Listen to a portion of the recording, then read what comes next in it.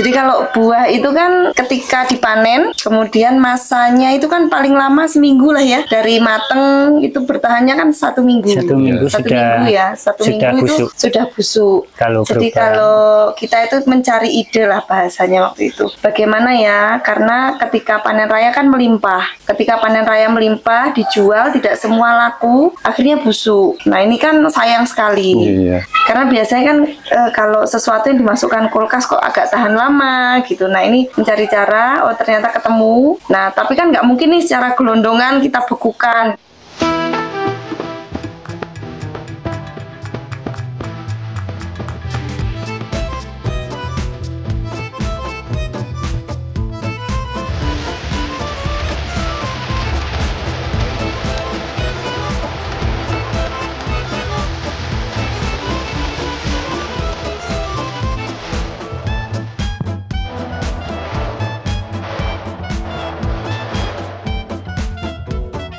Assalamualaikum warahmatullahi wabarakatuh. Waalaikumsalam warahmatullahi wabarakatuh. Bertemu lagi dengan channel kita Sapa Pengusaha Indonesia. Kali ini kita bersama Mas Hari dan Mbak Arfi. Nah ini tadi kita lewat di depan rumahnya kok ada tulisannya UD Buah Frozen UD Buah Frozen. Ini kok menarik sekali Mas Hari dan Mbak Arfi. Ini kira-kira di sini nih buah ini menjadi apa dan ada apa dengan buah di sini? Apakah dijual, diolah atau bagaimana? Bisa diceritakan, Mas? Jadi UD Buah Frozen itu nama usaha kami berdasarkan apa ya? Buah frozen itu beku. Jadi kenapa pakai frozen? Biar hits aja sebenarnya. Jadi kalau buah frozen itu yang kami memproses buah menjadi beku. Karena biar buah itu tahan lama gitu. Jadi kalau buah itu kan ketika dipanen, kemudian masanya itu kan paling lama seminggu lah ya. Dari mateng itu bertahannya kan 1 minggu. 1 minggu Satu minggu busuk. Itu sudah busuk. Jadi berubah. kalau kita itu mencari ide lah bahasanya waktu itu. Bagaimana ya? Karena ketika panen raya kan melimpah. Ketika panen raya melimpah, dijual tidak semua laku, akhirnya busuk. Nah ini kan sayang sekali. Gitu. Jadi akhirnya terciptalah. Karena biasanya kan kalau sesuatu yang dimasukkan kulkas kok agak tahan lama gitu. Nah ini mencari cara, oh ternyata ketemu. Nah tapi kan nggak mungkin nih secara gelondongan kita bekukan gitu. Jadi akhirnya yang kita bekukan itu hanya daging buahnya saja. Oh gitu. Iya. Lantas ada buah apa saja di sini, Mbak, yang diproses di sini? Ya. Kalau kita ada sirsak. Sirsak. Iya, sirsak. Atau kalau orang Jawa bilang moris. Buah moris. Kalau daerah lain mungkin ada yang bilang serikaya. Serikaya. Iya. Kemudian ada markisa. Markisa. Iya, markisa itu dulu tuh kalau nggak punya nilai jual lah ya markisa itu. Kalau di sini itu biasanya juga orang-orang kalau nanam itu dipakai mainan anak-anak lah. Kalaupun ada orang tua yang dibikin minuman itu biasanya hanya ya udah minuman biasa, dan itu pun paling butuhnya hanya 1, 2. Sedangkan markisa itu sangat lebat buahnya gitu. Nah sekarang markisa sudah punya nilai jual. Kemudian ada alpukat, mangga, nangka, melon, pisang, buah naga, jambu merah kristal. Tapi yang jambu kristal, karena kan jambu kristal dagingnya lebih tebal. Renyah. Jadi hampir semua buah-buahan ya di sini, Mbak? Iya, hampir semua buah-buahan bisa frozen. Iya. Karena kalau pengusaha atau pedagang-pedagang sekarang kan pastinya pengen meminimalisir kerugian ya, karena barang yang tidak laku. Jadi mereka sekarang lebih banyak belanja itu versi frozen gitu. Dengan begitu banyaknya buah yang diproses oleh Mas Hari dan Mbak Arfi ini, mendapat pasokan bahan bakunya dari mana, Mbak, ini, Mbak? Apakah menanam sendiri atau ada mitra-mitra petani atau seperti apa kira-kira? Ya, kita membangun jaringan para petani yang berminat menanam buah, kita kasih bibit gratis. Hasil produksi kita tampung. Sebagian dijual berupa gelondongan. Kalau ada kelebihan yang matang itu kan nggak bisa dibawa ke kota. Oh, nanti penyok di jalan atau gimana gitu. Jalan. Nah itu kita atasi dengan bikin frozen ini, kelebihan dari jual gelondongan itu. Ini Mas, di buah-buahan ini kan kita perlu pengetahuan untuk memproses buah, kemudian Masnya juga tadi ada yang menanam juga nggak Mas? Menanam. Kan ada ilmu tentang pertanian, mungkin apakah ada background di sana sehingga kok punya passion di berbuahan ini, gimana Mas kira-kira? Ya, dulu sempat bertani. Oh seperti itu. Bertani juga pernah bekerja di apa itu? Supermarket, supplier buah. Oh, Melihat peluang itu, kita bikinlah membangun jaringan di bidang buah-buahan. Ya, karena pernah melihat pasar buah-buahan itu sedemikian besar ya Mas ya. Besar ya. Terus kurang barang. Kita ke pasar induk kurang barang. Akhirnya muncul ide lah itu namanya penghijauan. Ya. Lalu dari produknya Mas ini pasarnya sekarang ini sampai kemana saja Mas? Jadi buah-buah beku ini digunakan untuk apa saja pada akhirnya? Untuk minuman jus. Untuk minuman jus, dibikin sari-sari buah. Sari buah seperti itu ya. Sudah banyak yang bikin merek dari sari-sari jus yang kita kelola itu. Oh, jadi masyarakat itu bisa mendapatkan minuman buah-buahan di luar musimnya nggih Mas ya, seperti musim sekarang bukan musim mangga tapi bisa makan jus mangga ngoten nggih ya. Oke. Di saat musim itu kan berkelimpahan buah itu, terus daya tahannya cuma 1 minggu. Habis musim kan kalau ada di frozen itu ada terus, soalnya daya tahannya lama. Bisa 6 bulan sampai 1 tahun di dalam freezer. Tadi yang menarik ada markisa ya Mas. Ini markisa memang kita mungkin banyak ada teman-teman yang pernah menanam markisa. Ini buahnya kan sedemikian luar biasa lebatnya. Tetapi pemanfaatannya kan masih kurang ya Mas. Ini bagaimana Mas Hari memandang buah markisa ini? Apakah layak untuk dibudidayakan atau dikembangkan sebagai apa saja nanti Mas? Ini sudah saat ini sudah nanam sih, mulai tanam. Nah, ada kapan hari sudah nyoba 150 pohon, ternyata hasilnya bagus. Terus kita kembangkan lagi, untuk saat ini sudah tertanam 2000 pohon. 2000 pohon, luar biasa sekali Mas ya. 2000 pohon. Dari yang sudah ada ini 150 pohon, kira-kira hasilnya bisa digambarkan Mas seperti apa? Yang sudah kita alami itu kita kumpulkan dari hasil panen pertama sampai 3 bulan itu dapat 15 juta dari 150 pohon. Dari 150 pohon, luar biasa itu sekali. Real.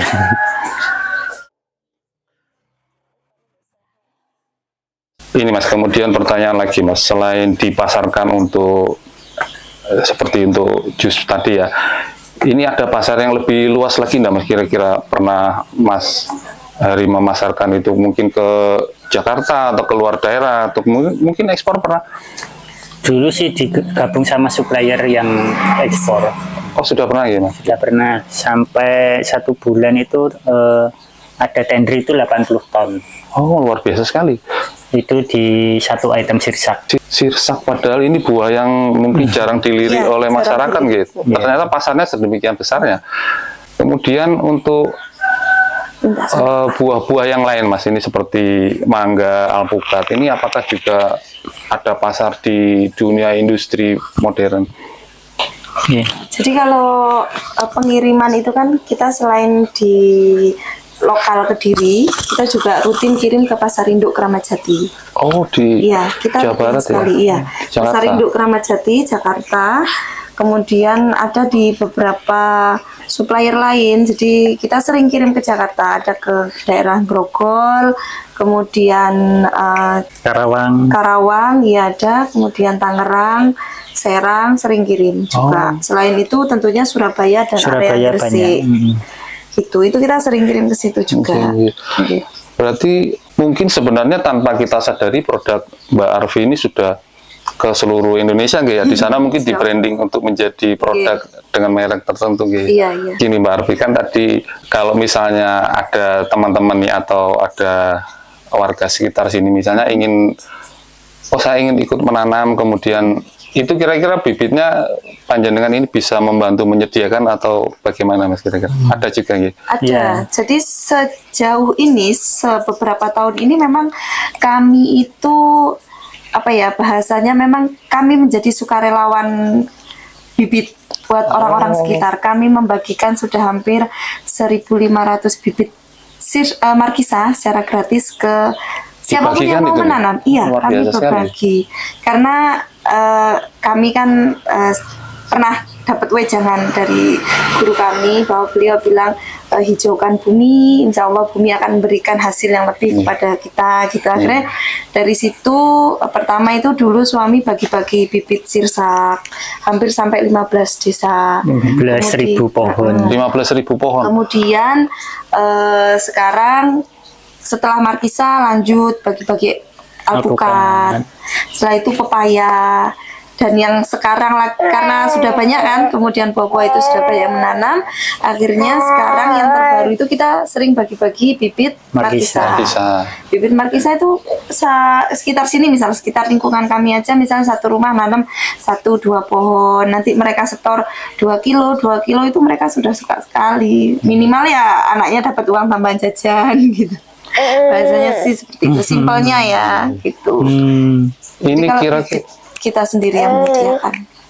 Ini kira-kira sebuah usaha itu kan pasti pernah mengalami pasang surut, kemudian ada kendala, ada masa enaknya, ada masa nggak enaknya. Ini kira-kira dari mengawal ini sudah berapa tahun ini Pak? Dan kira-kira suka dukanya apa saja ini? Dari 2018 ya. Dari sebelum corona. Iya, corona 2019. Dari 2018. Kalau sukanya ya alhamdulillah punya usaha, kemudian mandiri, terus bisa membuka lowongan pekerjaan buat tetangga-tetangga. Nah, sebelum corona itu karyawannya bisa hampir sampai 60 orang. Luar biasa sekali. Sampai 60 orang. Nah, pasca corona itu benar-benar tutup bener-bener tutup setutup-tutupnya, karena kan waktu itu kayak yang keluar negeri itu kan juga ditutup semua. Itu yang keluar negeri semuanya ditutup.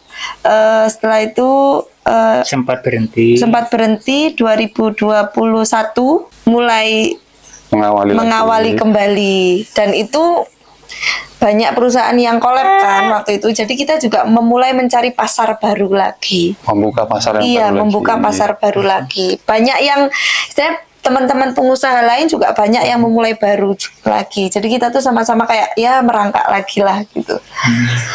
Jadi ini seperti sebuah usaha yang bagus yang mengemas pemasaran buah ini dengan cara yang lain kayak ini.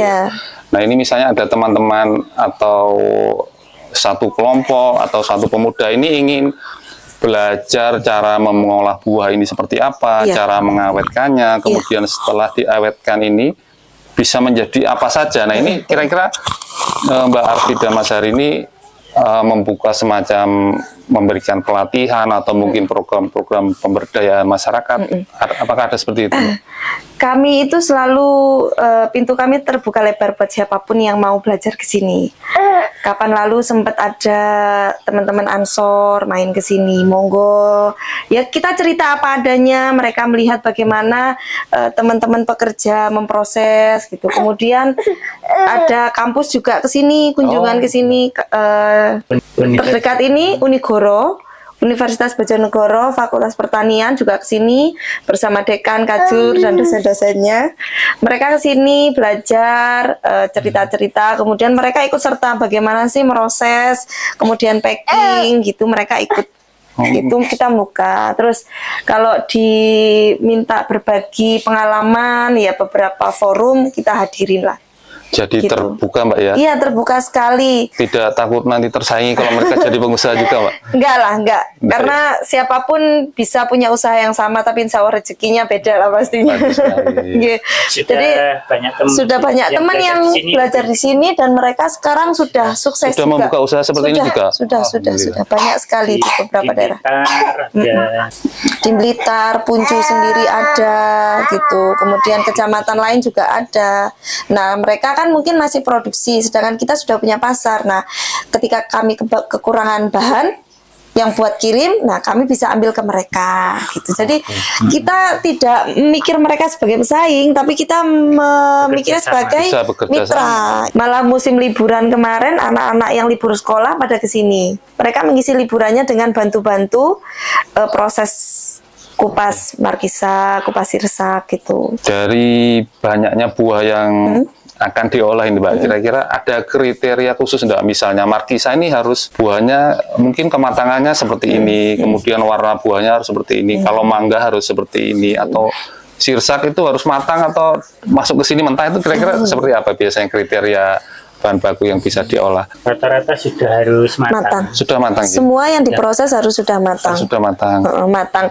Tapi matang yang pas, tidak boleh terlalu matang banget gitu yang sampai matang pas. Matang yang pas gitu. Kalau terlalu matang mungkin perjalanan bisa rusak. Iya, prosesnya juga akan susah. Kalau prosesnya terlalu matang buahnya gitu. Petiknya juga harus benar-benar tua. Tapi tidak sampai matang. Pengaruh dirasa nanti kalau dipetik muda. Iya. Misalkan markisa ini harus benar-benar dari kelihatan bijinya ini warna hitam. Berwarna hitam bijinya. Itu nanti baru kelihatan tua mudanya. Ada berapa jenis Mas markisa itu? Yang kita tanam 2 jenis, warna kuning sama ungu. Dari sekian banyak produknya ini Mbak, ini yang paling laku apa, yang paling digemari oleh masyarakat ini? Kalau bestseller kita, kalau bestsellernya kita itu tetap sirsak. Sirsak tetap kirim. Paling rutin itu sirsak. Mangga, alpukat dan buah lain itu pemanis. Dan ya markisa tetap, tadi ya Pak ya? Tapi kalau markisa, permintaan sekarang banyak sekali. Bahkan ada satu supplier itu minta sampai 5 kintal. Tapi kita kekurangan bahan baku. Kami yang kekurangan bahan baku, jadi belum bisa memenuhi permintaan supplier. Karena gitu. keterbatasan suplai buahnya itu suplai tadi ya, buahnya, karena belum banyak petani yang mau menanam buah markisa. Gitu. Karena ternyata mereka tuh belum tahu apa toh orang markisa loh, cuman buah-buah rambatan, buah hutan gitu. Kemudian apakah dari sedemikian besarnya usaha ini, buah yang masuk sudah banyak, beraneka ragam, apakah ada peran dari dinas terkait, mungkin dinas pertanian atau dinas UMKM yang mensupport Mbak Arfi dan Mas Heri ini? Sejauh ini sih kami masih mandiri ya. Masih mandiri. Sejauh ini masih mandiri, peralatan beli sendiri. Terus kemudian bagi-bagi bibit juga hasil kami menyemai sendiri. Bibit-bibit yang kami bagi itu hasil semayan sendiri. Pemasaran juga ya kami mencari jalurnya sendirilah. Misal, oh saya kalau mau kirim Jakarta lewat ekspedisi mana, kemana, alurnya kemana, lewat bis itu harus nunggu bisnya di exit tol mana gitu. Semuanya masih mandiri. Kalau bisa sekali. Masih mandiri semuanya. Kemudian ini Mbak dan Mas, harapan kedepannya seperti apa kira-kira yang ingin diharapkan dari usaha ini nanti akan seperti apa? Kemudian mungkin ada cita-cita atau yang ingin diraih di bidang usahanya seperti apa, monggo? Harapannya nggak muluk-muluk, yang penting usaha kami lancar, orderan lancar, pekerjanya juga nggak sampai libur gitu. Jadi mereka perekonomian di desa berkembang. Lebih fokus di desa sendiri sebenarnya. Jadi pekerjaannya kenapa bukan orang jauh, ya orang-orang sekitar saja. Kemudian kalau ada teman-teman ini yang kira-kira ingin membeli produknya, membeli buah frozennya, itu kira-kira kemana nanti Mbak? Bisa mencapai tempat ini kira-kira di mana alamatnya ini nanti? Di sini di Desa Wonorejo, Kecamatan Puncu, Dusun Budak. Dusun Budak. Nanti nomor telepon di share di bawah nanti ya. Iya. Ini Mbak, yang terakhir ini. Coba diberikan motivasi untuk teman-teman muda, untuk adik-adik muda supaya mereka bersemangat, punya semangat untuk berwirausaha, Mbak. Kalau selama kami menjalani usaha ini ada beberapa peluang sebenarnya yang bisa teman-teman muda lakukan gitu. Jadi misal ketika pengen menggeluti usaha yang sama di bidang yang sama dengan kami, ada beberapa hal. Satu, menjadi produsen. Mereka bisa menjadi produsen seperti kami. Nah, yang kedua, mereka bisa menjadi reseller. Jadi mereka nggak perlu produksi, mereka bisa ambil barang di kami, mereka bisa menjual. Jadi mereka yang cari jalannya. Misal pengen ngerasain kirim ke Jakarta, kirim kemana-mana, mereka bisa belajar jadi itu. Yang ketiga, belajar di ekspor impor. Karena sekarang pasarnya sudah pasar bebas, gitu ya, pasar antar negara. Jadi teman-teman yang muda ini yang melek teknologi lah bahasanya, melek ngerti tentang kebijakan-kebijakan, bisa melakukan proses ekspor impor gitu. Kalau saya sendiri jujur kami sudah kayaknya nggak nutut nih, kalau kewalahan sekali ya. Terus nggak nutut, sebenarnya pengen belajar sendiri, cuman sepertinya kok nggak nutut. Jadinya saya selalu bilang ke teman-teman muda, belajar mungkin kalian nanti bisa nemu peluang yang lebih besar gitu. Kalian juga bisa buka pekerjaan buat orang-orang di sekitar, itu di bidang ekspor impor. Yang keempat, bisa jadi bidang pengepul. Nah, misal ada teman-teman di daerah Jawa Tengah, mereka tidak bisa memproduksi, tapi mereka punya dana, mereka bisa belanja di sini minimal, misal sekian 1 ton, 2 ton, mereka pool di tempat mereka, nanti mereka yang menjual di beberapa daerah di Jawa Tengah gitu. Nah, kesemua usaha ini tidak akan bisa berjalan jika tidak ada stok buahnya. Peluang selanjutnya adalah petani. Petani buahnya. Jadi mereka bisa menjadi petani buahnya, entah itu markisa, sirsak atau apapun. Karena peluang selama usaha ini ada, selama masih ada manusia yang mengkonsumsi buah-buahan, insya Allah petani buah tidak akan kehilangan pembelinya gitu. Nah, yang terakhir, pengepul buahnya. Karena misal kalau di sini ada sirsak dan markisa, sedangkan nanas itu ada di Ngancar, kemudian mungkin daerah lain ada buah apa gitu kan. Nah, itu bisa ada pengepulnya nanti yang bisa mengumpulkan di satu daerah gitu. Seperti itu sih. Jadi ada sekitar 7 peluang usaha di bidang ini saja gitu. Jadi sangat menarik ya teman-teman. Terima kasih Mbak Arfi dan Mas Heri untuk sharing-sharingnya pada siang hari ini. Semoga kita bisa mengambil pelajaran, bisa mengambil manfaat, dan ini semua akan memotivasi kita untuk menjadi seorang pengusaha yang tangguh.